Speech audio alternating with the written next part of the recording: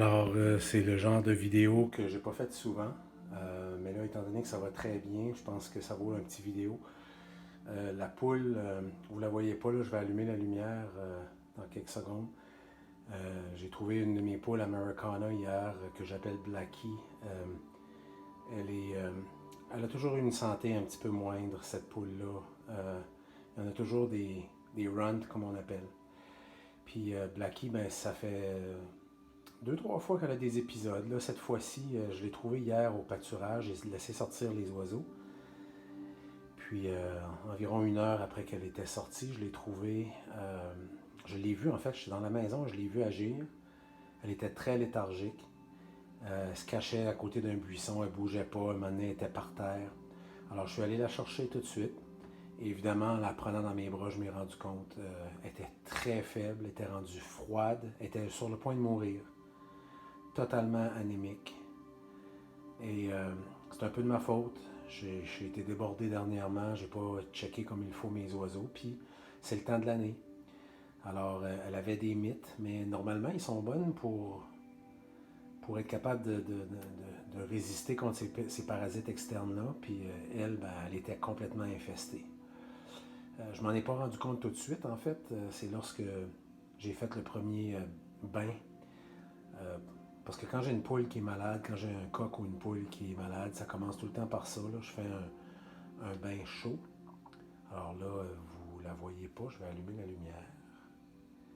Elle est dans un bain de sel d'Epsom avec un peu de savon naturel, juste un peu. Hier, j'en avais un petit peu plus parce que là, le premier bain, c'est sûr, elle était très sale, l'eau était noire. Mais là, elle a eu un bon bain hier, puis je vais allumer la lumière que j'ai ici. Là.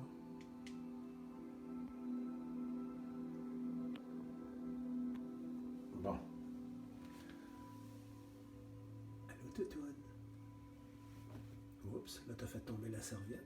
C'est parce qu'elle va souvent s'accoter le menton sur le rebord. Là aussi, la lumière la dérange. Elle va rester là pendant 20 minutes. Puis elle ne bouge pas. Ensuite de ça, elle va aller dans un autre bain. Et ici, il y aura des huiles essentielles. Alors, de l'huile de menthe poivrée, de cannelle, de lavande et de l'huile de tea tree, de théier. Alors, théier, menthe poivrée, lavande, cannelle. Il me semble qu'il y en a un autre, en tout cas. Et avec de l'eau chaude. Et donc, elle va passer 20 minutes ici. Un bon brossage, là où les mythes pondent près des fesses, là, pour enlever toute la peau morte, puis être certain qu'il n'y a plus d'œufs de mythes en dessous de la peau morte. Et ensuite, dans ce bain d'huile essentielle, pour un autre 15 minutes. Après ça, elle va se faire passer au séchoir à cheveux et elle va retourner dans la cage. Et demain, je vais ouvrir la fenêtre ici pour commencer à l'acclimater à la température froide. Et en soirée, lorsque les oiseaux auront de la chaleur d'accumuler dans le poulailler, elle va retourner avec sa volée. Parce que là, aujourd'hui, elle a mangé. Elle a mangé comme une cochonne. Puis elle est bien en forme. Là. Je vais éteindre la lumière parce que ça la stresse. Voilà. Et je vais remettre la serviette sur le rebord pour qu'elle puisse s'accoter la tête. Elle flotte, là. Complètement, les pieds ne touchent pas au fond. Puis elle est bien heureuse comme c'est là. Ce qu'il faut faire des fois, c'est sûr que, tu sais, vous savez, j'aurais pu la ramasser comme dans bien des opérations où il y a de la volaille, puis lui couper la tête. Mais c'est pas comme ça que je fais les choses ici.